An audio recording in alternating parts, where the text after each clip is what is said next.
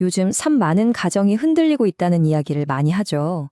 그렇다면 성경이 말하는 가장 이상적인 가정의 모습, 그 청사진은 과연 무엇일까요? 지금부터 그 핵심 원리들을 하나씩 알기 쉽게 파헤쳐 보겠습니다. 자, 본격적으로 시작하기 전에 우리 스스로에게 한번 질문을 던져보면 어떨까요? 지금 우리 가정의 모습은 어떤가요? 어쩌면 부부 사이에 냉랭한 기운이 흐르고 있을 수도 있고 부모와 자녀 간에는 보이지 않는 벽이 있을 수도 있죠? 대화는 점점 줄어들고요. 사실 많은 가정들이 이런 크고 작은 어려움을 겪고 있는 게 현실입니다. 세상은 보통 가정을 어떻게 보나요? 같이 돈 벌고 쓰고 편안하게 쉬는 일종의 경제 공동체 정도로 생각하죠. 그런데 성경이 보는 관점은, 와, 이건 완전히 다릅니다.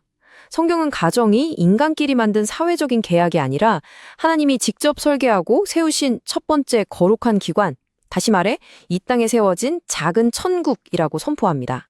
그러니까 가장 먼저 기억해야 할 첫 번째 핵심은 바로 이거예요. 가정은 그냥 인간의 필요에 의해서 어쩌다 만들어진 게 아니라 이 땅의 교회보다도 먼저 세워진 하나님의 첫 번째 창조기관이라는 사실입니다. 창세기를 보면 하나님께서 사람이 혼자 사는 것이 좋지 않다라고 말씀하시면서 가정을 시작하시잖아요. 이 말씀이 그냥 단순히 혼자 있으면 외로우니까 이런 차원이 아니라는 거죠. 이건 가정이란 서로를 통해서 하나님의 사랑을 배우고 함께 온전해져가는 아주 깊고 신성한 언약의 자리라는 걸 보여주는 겁니다. 자, 그럼 이렇게 하나님이 직접 설계하신 거룩한 공동체, 이 가정은 대체 어떤 원리로 움직여야 할까요? 두 번째로 살펴볼 것은 바로 가정의 내적인 질서를 바로 세우는 두 개의 핵심 기둥, 바로 하나님의 주권과 희생적인 사랑입니다. 자, 여호수아의 이 유명한 선언을 한번 보세요. 이건 그냥 우리 가족 교회에 열심히 다닐게요. 이 정도의 다짐이 아니에요.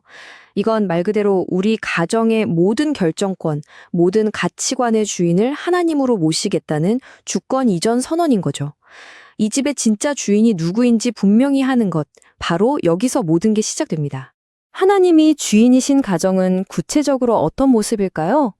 그 집의 기초는 통장 잔고나 아파트 평수가 아니라 바로 하나님의 주권이에요. 아브라함처럼 가는 곳마다 예배의 단을 쌓을 때 그 가정은 어떤 시련이 와도 무너지지 않는 영적인 요새가 되는 거죠. 반대로 세상의 풍요로움만 좇았던 롯의 가정이 맞이한 비극적인 결말과는 완전히 다른 길을 걷게 되는 겁니다. 자, 이제 가정의 심장이라고 할 수 있는 부부관계로 한번 들어가 볼게요. 여기서 정말 많은 분들이 오해하는 지점이 있는데요. 성경이 말하는 부부관계의 핵심은 권력이나 서열 구조가 절대 아닙니다. 에베소서 5장 21절은 명확하게 말하죠. 그리스도를 경외함으로 피차 복종하라. 서로 존중하고 섬기는 게 대원칙이라는 겁니다. 이 원리에 따르면 남편의 역할은 권위를 내세우면서 군림하는 게 아니라 그리스도가 교회를 위해 자기 자신을 전부 내어주셨던 것과 같은 희생적인 사랑을 하는 거예요. 그리고 아내의 역할은 무조건적인 굴종이 아니라 남편을 존중하면서 함께 가정을 세워나가는 영광스러운 동역자가 되는 거죠. 이건 지배 구조가 아니라 십자가 사랑에 기초한 완벽한 파트너십입니다. 결국 성경이 보는 결혼은요, 그냥 둘이 알콩달콩 행복하게 사는 게 최종 목표가 아닌 거예요. 오히려 성화의 학교에 가깝달까요? 두 명의 불완전하고 모난 사람이 만나서 서로 부딪히고 깨지면서 서로를 깎아주고 다듬어주며 함께 예수님을 닮아가는 과정, 그것이 바로 성경이 말하는 결혼의 더 깊고 진짜 목적입니다. 자, 이렇게 가정 내부가 하나님의 원리로 단단하게 세워졌다면 그걸로 끝일까요? 절대 아니죠. 세 번째, 가정은 우리 집 울타리를 넘어서 바깥을 향한 아주 분명한 영적인 사명을 가지고 있습니다. 가정은 다음 세대를 키워내는 신앙의 인큐베이터입니다. 여러분, 신앙교육의 첫 번째 책임자, 주일학교 선생님이 아니라 바로 부모인 우리 자신입니다. 아이들은요, 부모가 하는 설교를 듣고 배우는 게 아니라 힘든 상황 속에서 기도하는 부모의 뒷모습을 보면서 진짜 신앙을 배우는 거거든요.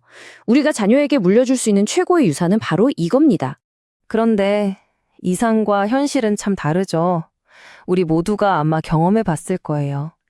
세상에서 가장 사랑하는 가족한테서 역설적으로 가장 깊은 상처를 받는다는 거요. 이게 가정의 아픈 현실이기도 합니다. 성경은 이 문제에 대해서 정말 명확한 해답을 줍니다. 바로 용서예요. 근데 이게 내가 의지를 갖고 착하게 용서해야지 이런 차원의 용서가 아니에요. 도저히 용서받을 수 없는 나라는 존재를 하나님이 그리스도 안에서 어떻게 용서하셨는지를 기억할 때 바로 그때 가능한 전적인 은혜에 기반한 용서입니다. 그래서 갈등이 딱 터졌을 때 우리 집은 둘 중 하나의 장소가 되는 거예요. 누가 맞고 틀렸는지 끝까지 따지고 드는 차가운 법정이 되거나 아니면 내가 받은 그 엄청난 용서를 기억하면서 상대의 허물을 덮어주는 따뜻한 복음의 자리가 되거나요. 성경적인 가정은 당연히 후자를 선택하는 곳이겠죠. 자, 여기서 한 걸음만 더 나아가 볼게요. 성경적인 가정이 추구하는 최종 목적지가 단순히 우리 가족끼리 오순도순 행복하게 잘 사는 것, 여기서 끝나지 않는다는 겁니다. 그것을 훨씬 뛰어넘는 더 큰 그림이 있어요. 하나님이 아브라함에게 하신 이 약속을 한번 보세요. 너는 복이 될지라. 이게요, 너 혼자 복 많이 받고 잘 살아라. 이게 아니거든요. 너라는 존재 자체가 복의 통로가 되어서 너를 통해 온 세상이 복을 받게 될 것이다. 라는 엄청난 사명인 거죠. 우리 가정은 우리 집 대문을 활짝 열고 세상을 향해 하나님의 복을 흘려보내는 축복의 통로가 되어야 합니다. 자, 지금까지 성경이 말하는 가정의 이상적인 모습을 쭉 살펴봤는데요. 아마 들으시면서 이런 생각 드실 거예요. 와, 이걸 사람이 어떻게 더 지키면서 살아?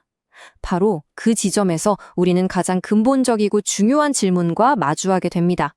네, 맞아요. 솔직히 말해서 이 모든 원리들, 우리 힘만으로는 거의 불가능에 가깝죠. 완벽한 사랑, 조건 없는 용서, 흔들리지 않는 믿음.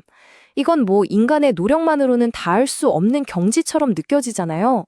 바로 이 시편 말씀에 그 해답이 있습니다. 핵심은 이거예요. 이 집을 세우는 건축가는 내가 아니라는 것. 우리가 이 집을 짓는다고 끙끙대는 게 아니라 이 집의 진짜 건축가이신 하나님께 모든 설계도를 맡겨드릴 때 바로 그때 진짜 집이 세워지기 시작한다는 겁니다. 그러니까 절대 낙심할 필요가 없어요. 성경적인 가정이라는 게 무슨 완벽한 성인군자들이 모인 곳이 아니거든요. 오히려 나는 부족합니다. 나는 죄인입니다. 이걸 인정하고 매일매일 하나님의 은혜가 아니면 살 수 없다고 고백하는 사람들의 모임. 바로 그게 성경적인 가정이에요. 완벽함이 아니라 방향이 중요한 거죠. 그래서 마지막으로 이 질문을 우리 스스로에게 한번 던져봤으면 좋겠습니다. 우리 가정은 지금 어디를 향해 가고 있는가? 내가 건축가라고 고집하며 내 힘으로 끙끙대고 있는가? 아니면 하나님이라는 진짜 건축가에게 기꺼이 모든 걸 맡기고 그분의 인도하심을 따라가고 있는가? 이 질문에 대한 우리의 대답이 우리 가정의 내일을 결정하게 될 겁니다. 들어주셔서 감사해요. 사랑합니다.